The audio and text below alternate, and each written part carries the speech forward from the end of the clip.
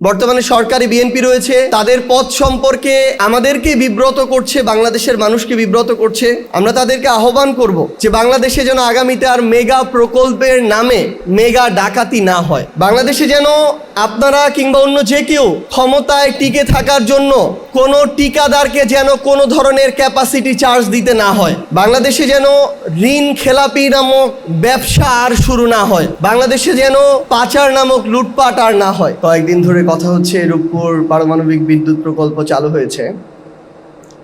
এটা আমরা জানি যে রাশিয়ার প্রতিষ্ঠান রোসাটম তাদের তত্ত্বাবধানে এটি হয়েছে এবং এটার জন্য রাশিয়া থেকে ঋণ সহায়তা হিসেবে এই প্রজেক্টের যে অর্থ সেটা নেওয়া হয়েছে ঋণ সহায়তা, যার পরিমাণ প্রায় 1,20,000 কোটি টাকা।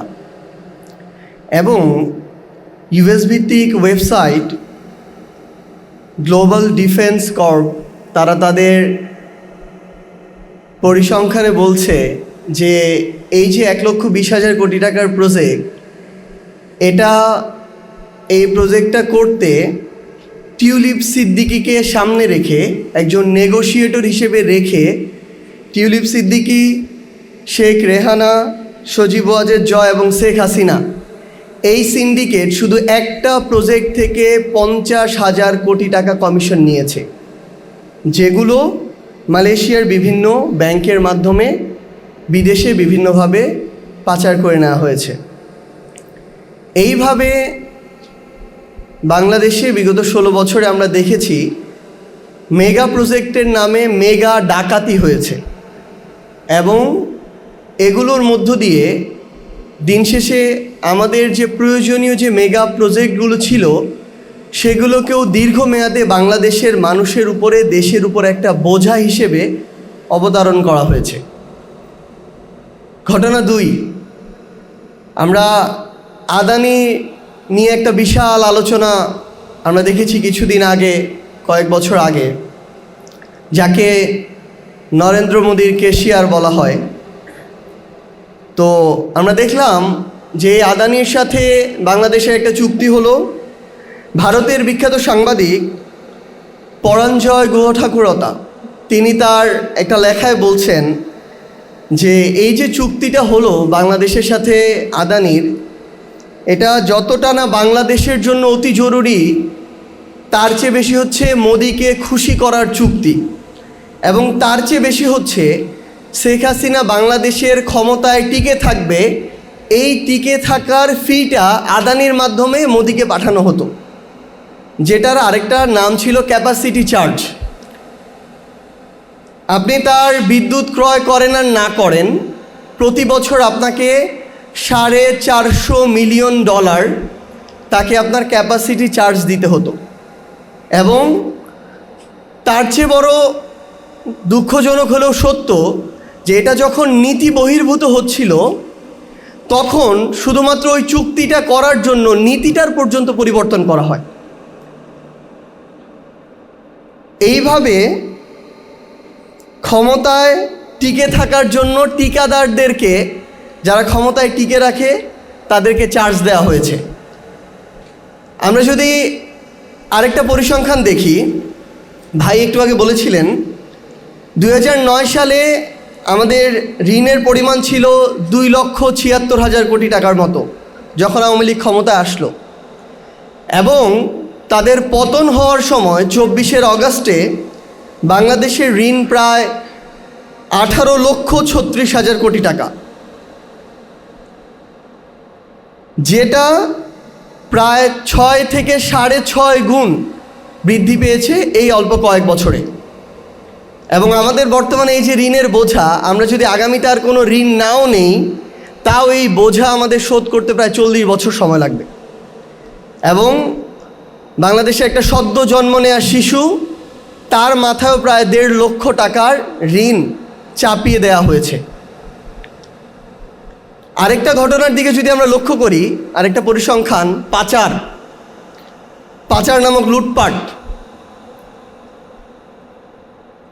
আমাদের বিগত 16-17 বছরের এই ফ্যাসিস্ট রেজিম তাদের সময়ে পাচার করেছে প্রায় 11 লক্ষ কোটি টাকা।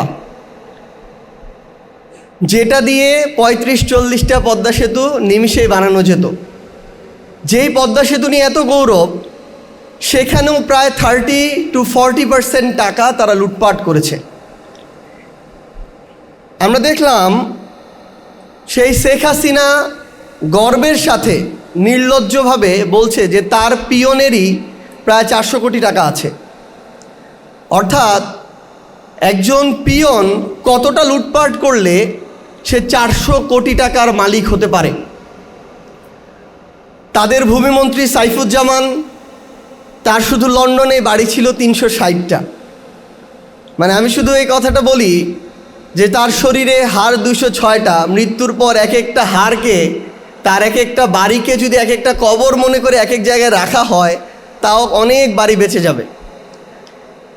তো বাড়ি খেকো এরকম অসংখ্য তাদের মন্ত্রী ছিল, যেখানে এই এক মন্ত্রী সাইফুজ্জামানই প্রায় 10,000 কোটি টাকা পাচার করেছে। আপনি দেখবেন ভাইরা বলেছেন ব্যাংকিং খাত নিয়ে যে এক সালমান এফ রহমান প্রায় 7টা ব্যাংক থেকে 36,000 কোটি টাকা লুটপাট করেছে। এবং শেখ হাসিনার পরে 3-4টা মানুষ মিলে শেখ হাসিনার 3-4টা হাত হিসেবে পুরো বাংলাদেশকে এভাবে নিয়ন্ত্রণ করতো, লুটপাট করত। তো আমরা যেটা এখন হয়েছে, বর্তমান সরকার থেকে শুরু করে টকশো টেবিল প্রত্যেকটা জায়গায় সমালোচনা এখন বিএনপির জায়গা থেকে যখন আমরা শুনি, তখন অন্তর্বর্তীকালীন সরকারের সবচেয়ে বেশি শুনি এবং সেখানে সমন্বয়কদেরকে টেনে নিয়ে আসা হয়।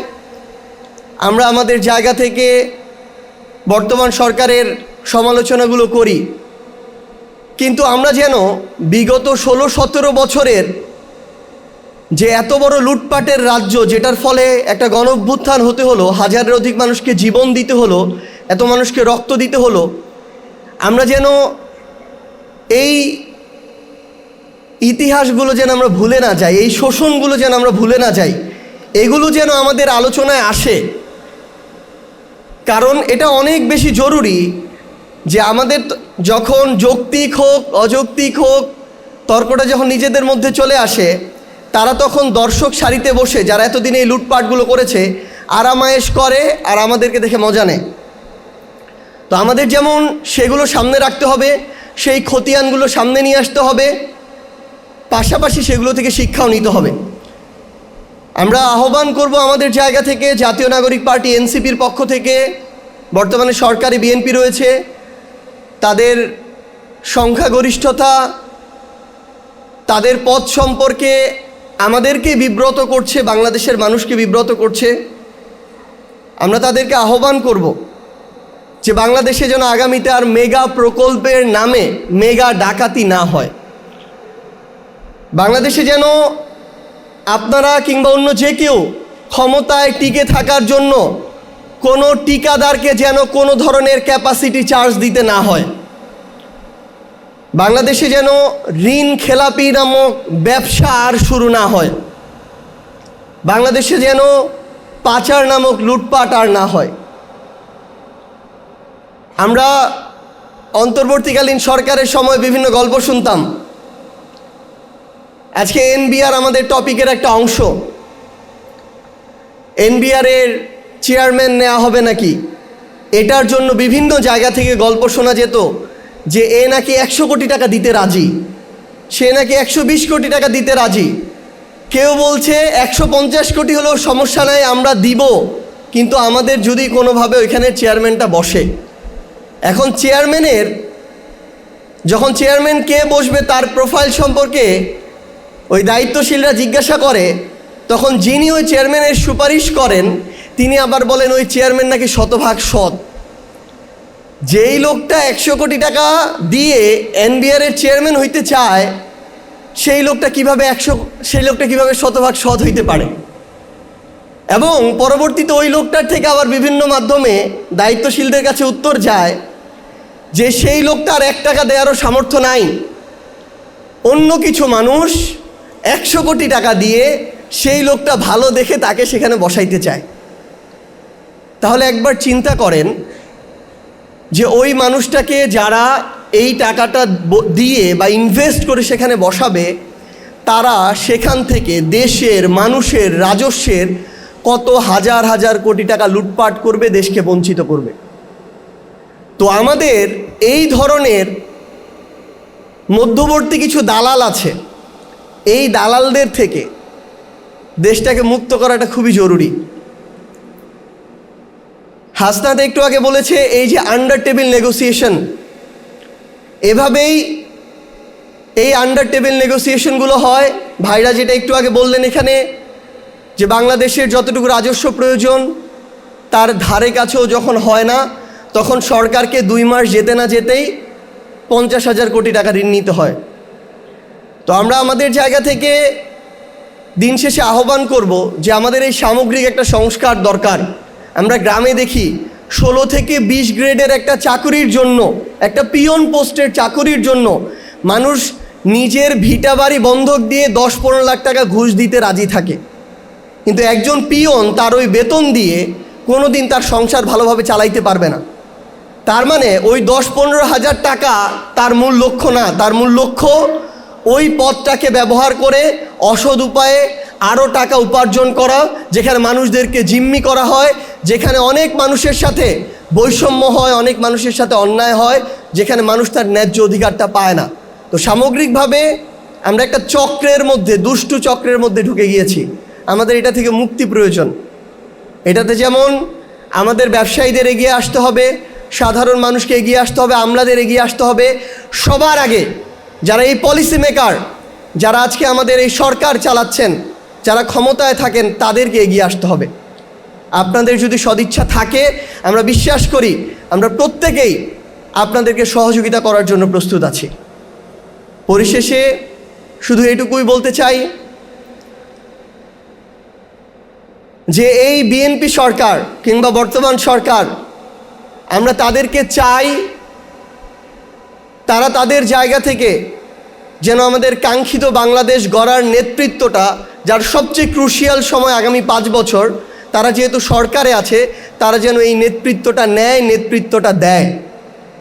তারা যেন এটা মনে রাখে যে তারা যত অপচেষ্টাই করুক না কেন, তাদেরকে যতজন যতভাবে প্রভাবিত করুক না কেন, কিংবা তাদেরই যতভাবে এটাকে ভিন্ন খাতে নেয়ার ইচ্ছা থাকুক না কেন, তারা চাইলেও এটা আগামীতে করতে পারবে না, আমরা করতে দিব না। এবং আমরা সবাই মিলে যদি আমাদের কণ্ঠটাকে জারি রাখি, আমরা সবাই মিলে যদি আমাদের কাজটুকু করে যাই, আমাদের প্রতিবাদ ওই সংসদ থেকে রাজপথে আমরা যদি জারি রাখতে পারি, বাংলাদেশে আগামীর কোনো সরকার বাংলাদেশকে, বাংলাদেশের মানুষকে, আমাদের কাউকে আর বিপথে নিতে পারবে না ইনশাআল্লাহ। আপনারা সবাই ভালো থাকবেন। আজকে উপস্থিত সবাইকে অসংখ্য ধন্যবাদ। ইনশাআল্লাহ আগামীতে আবারও এভাবেই দেখা হবে। আজকে আমাদের এই যে প্রথম সেশন, এই সেশনের এখানেই সমাপ্তি ঘোষণা করছি। আসসালামু আলাইকুম।